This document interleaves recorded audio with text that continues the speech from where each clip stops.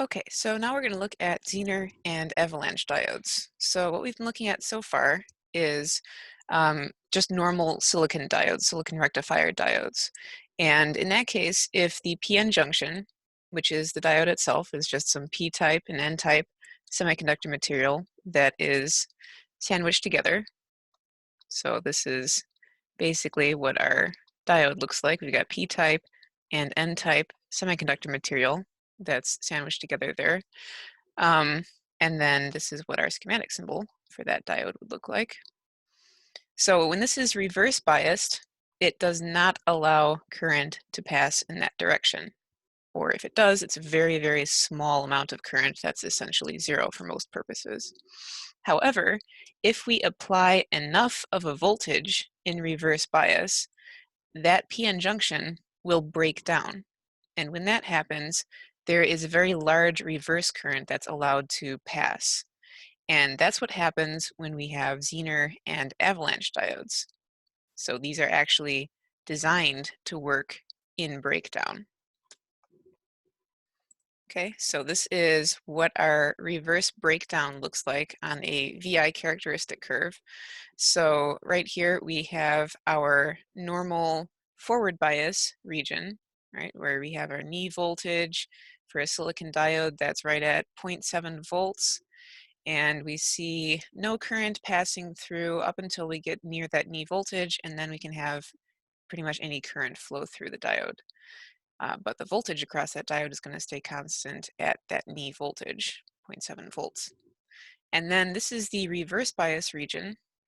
And what we expect to see there is basically no current flow. And we'll see whatever voltage is applied to the circuit is going to be dropped across that reverse bias diode because it's acting like an open circuit, has basically no current flowing through it. However, if we keep going, we'll get to a point where we hit a voltage and the diode breaks down. So when that happens, that's called reverse breakdown. And we see something that looks a lot like this forward bias knee voltage thing going on here, but now it's in this quadrant of the graph and it's going down. So when that happens, we're going to have current flowing through, and this is showing a negative current because it's flowing opposite the direction of the diode arrow. Okay, so even though this is called breakdown, it isn't necessarily damaging to the diode. So Zener and avalanche diodes are designed to work in breakdown. If you have a normal silicon rectifier, small signal diode, and you try to operate it in breakdown, that's not going to work out so well. But Zener and avalanche diodes are designed to work in breakdown mode. So even though that's true, we still do need to limit the current that will be going through that diode. Otherwise, you're going to have too much current going through for what it can handle, the diode can overheat, and you can burn out the component. So I'll just clear these and scroll down some. So Zener and avalanche diodes have a couple of differences, some physical differences, but they have the same schematic symbol, and um, whoops, they have the same schematic symbol, which is this right here, where you see it looks like it has kind of a Z, and you can think of it as Z for Zener diode. And these should be hooked up so that they can be used in reverse bias. Some of the uses that we have for Zener diodes, voltage limiters or simple voltage regulators, or a voltage reference, because it's going to maintain a constant voltage once it reaches breakdown, just like a silicon rectifier diode would when we have it hooked up and we have enough of a voltage applied, it reaches that knee voltage of 0.7 volts and maintains that voltage no matter what voltage you apply to the circuit. So this is the same idea, except we just have the diode hooked up in reverse bias. So it's going to maintain its 0.5 volt approximately breakdown voltage. So if we need something that's a constant 5 volts for a circuit, we can use a Zener diode for that if we want to. Okay, so we're going to get a little bit into the physics here. So Zener and avalanche diodes do behave slightly differently, and that's going to be how they break down. So Zener diodes are going to break down via the Zener effect, and avalanche diodes, unsurprisingly, break down via the avalanche effect. So we're going to look at the PN junction for these two. So for Zener, looking at Zener first, we're going to see the depletion region widen, and that depletion region is what we have in the PN junction here. So if we have some P-type material here and some N-type material here, there's going to be a region around that junction that is depleted of charge carriers. So we actually have some ions on this side and on this side of the junction. And in between here, there's an electric field that has built up between these two layers of ions on either side of the junction. And that creates the voltage that we have across this junction that we have to overcome in order to have current flow. Clear those. Out of annotation mode. Okay, so this is looking at a reverse biased Zener diode, and this is looking at the PN junction in breakdown. So we have this voltage source that is applying a reverse bias voltage. So we have this positive end that is hooked up to the N-type semiconductor material. The negative end is going to the P-type. So this is in reverse bias. And we have this depletion region that's extending a little bit into the N-type material, and it's extending further into the P-type material. And because we have this wide depletion region, we have a high intensity electric field. So this wider this depletion region gets, the more ions that we have on either side of the depletion region, we're going to get a stronger electric field. And if that electric field gets intense enough, we can have electrons pulled away from the atoms that are inside this depletion region. And if we have electrons pulled away, then we're going to have free electrons, which is movement of charge carriers, which would then be current. So if this depletion region gets wide enough, basically from the Zener effect, we're going to have some electrons ripped away, and we're going to have current flow through the circuit.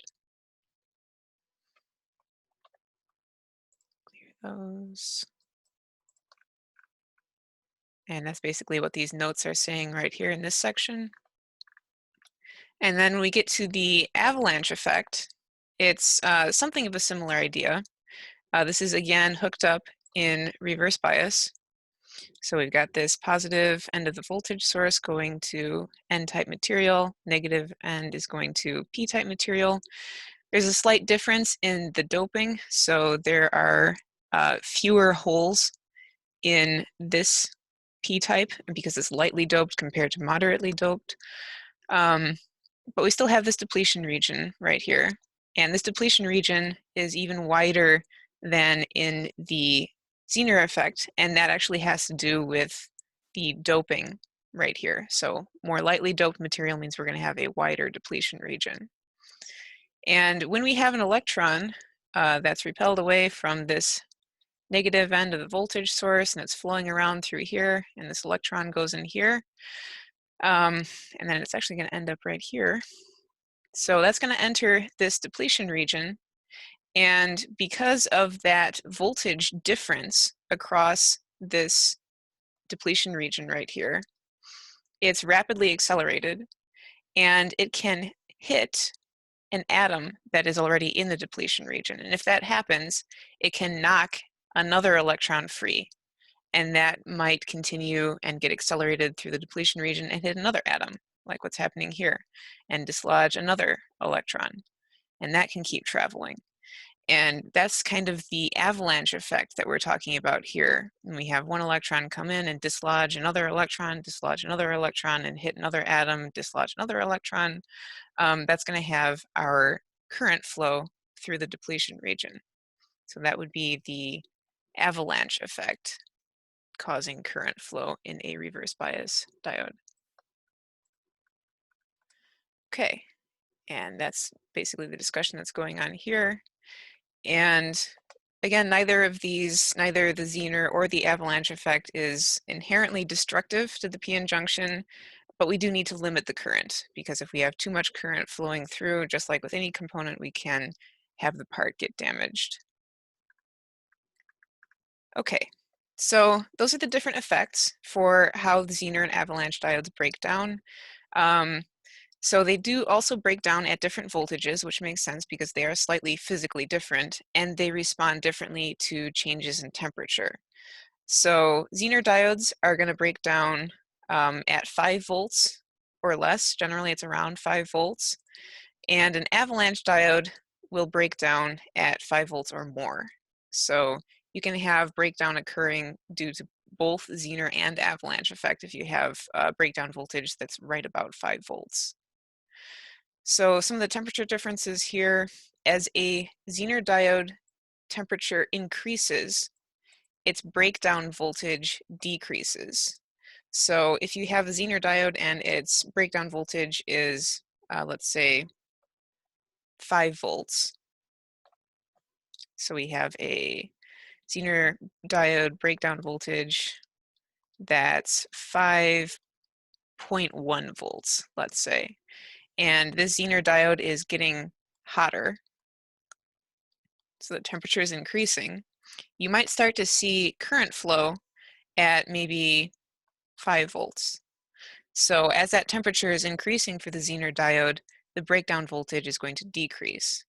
And then it's actually the opposite for an avalanche diode. So as temperature increases for an avalanche diode, its breakdown voltage is going to get higher.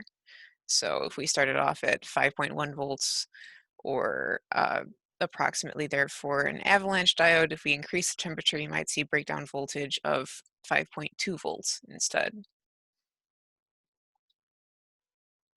Okay.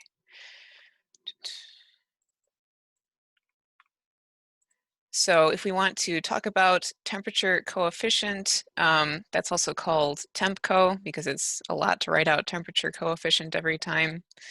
And that's basically just describing the relationship between temperature increases and decreases and the breakdown voltage for the diode. So the characteristics here for a Zener diode, for a Zener diode, we'll have a breakdown voltage that's less than or equal to 5 volts. And we have what's called a negative TempCo, which means that the breakdown voltage is going to decrease with temperature increases. For an avalanche diode, we'll have a breakdown voltage that's greater than or equal to 5 volts. And then we'll have a positive temperature coefficient, which just means that the breakdown voltage increases with temperature increases. And then again, we can have diodes that break down due to both Zener and avalanche effects. And those have a 0 TempCo. So that means that the breakdown voltage is not affected by temperature. If we have the diode getting hotter, you're not going to see much of a change in that breakdown voltage. So we can also see a little bit of that right here. These are some temperature effect graphs. So this is right here a Zener diode. So Zener diodes have that negative temperature coefficient. Here we have a 25 degrees C, and this is the breakdown voltage right here. So that's happening right below 4 volts. That's where we're breaking down. And then as this temperature increases all the way up to 65 degrees Celsius, we can see that that breakdown voltage has decreased by quite a bit. So now it's just over 3 volts. So it went down from, like, let's say 4.9 all the way down to, let's say, 3.2 volts. So that's a pretty large difference in breakdown voltage, and that's our negative temperature coefficient. And then if we look at this over here for an avalanche diode, that has a positive temperature coefficient, so we're expecting the breakdown voltage to increase as temperature increases. So we're starting off at 25 degrees C, and we've got a breakdown voltage that looks like it's just over 10 volts right here. And then as that temperature increases up to 65 degrees C, now we have a breakdown voltage that's right about 12 volts. So that's definitely increased as our temperature increases. Okay, so I'm just gonna pause this right here, and then our last segment is going to be looking at the ideal Zener diode model.